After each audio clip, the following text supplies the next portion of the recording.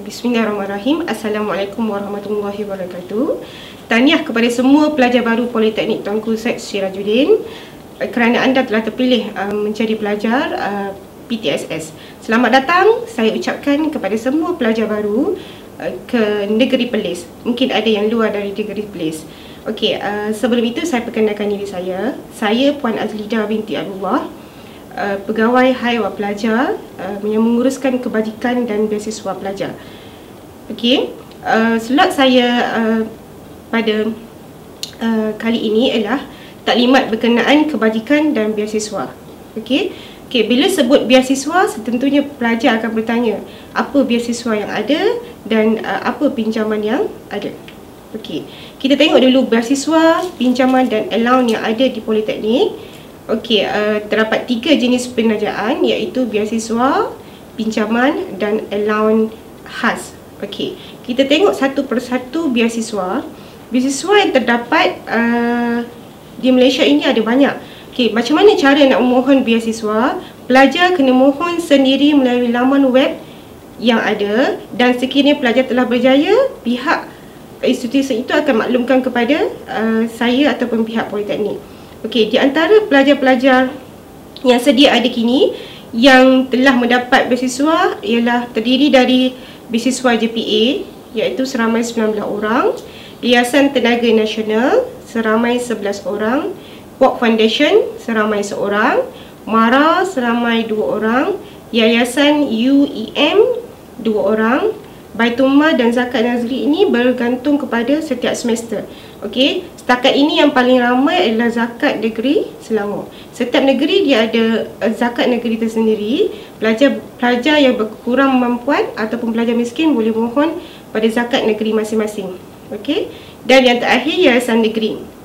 Yayasan negeri ini cara ingin memohon yayasan negeri, pelajar perlu balik ke negeri masing-masing dan memohon pada negeri masing-masing lah. Okey, yang kedua kita tengok pinjaman.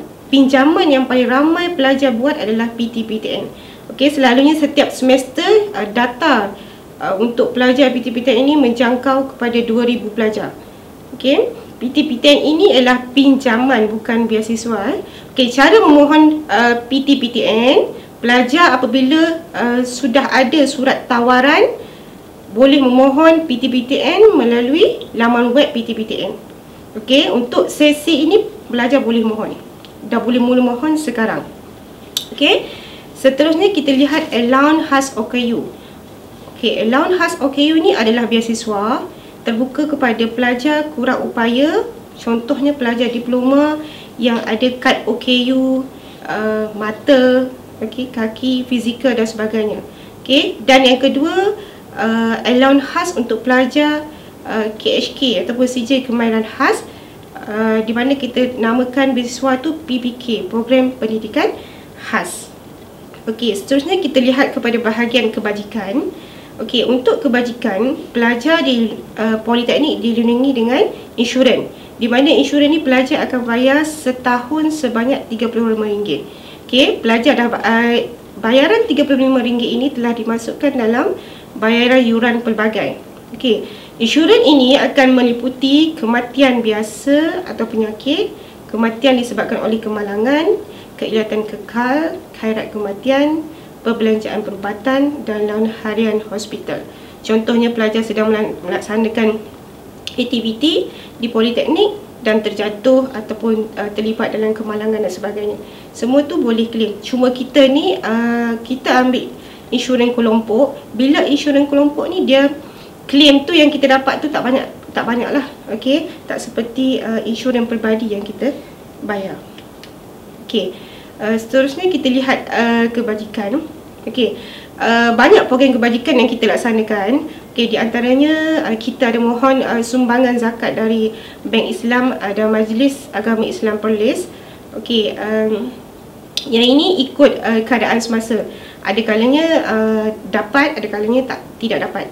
Okey, apabila kita dapat bantuan ataupun zakat dari Bank Islam dan MAID ini, kita akan salurkan kepada pelajar-pelajar yang berkelayakan untuk menerima.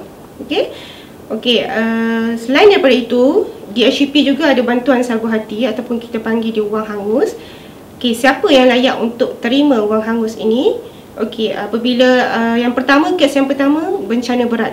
Contohnya rumah pelajar terbakar, okey, terbakar hangus keseluruhan rumah.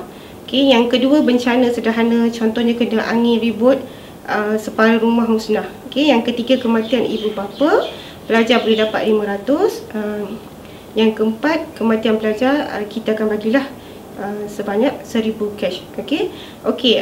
Wang hangus ini bergantung kepada duit ataupun tabung kebajikan yang ada. Okey, tabung kebajikan ni ada portion dia ataupun ada bahagian dia dalam yuran pelajar. Okey. Dan seterusnya bantuan pelajar miskin. Bantuan pelajar miskin ni kita akan lihat betul-betul kes pelajar miskin ataupun kes yang dirujuk dari unit kaunseling. Okey, cara nak mohon ataupun nak dapatkan wang hangus ini, pelajar hanya pergi ke pejabat hewal pelajar dan isi borang, kepikan maklumat yang lagi dah selesai. Okey, setakat itu sahaja taklimat saya pada sesi ini. Jika ada sebarang masalah, boleh jumpa saya di pejabat hewal pelajar. Terima kasih.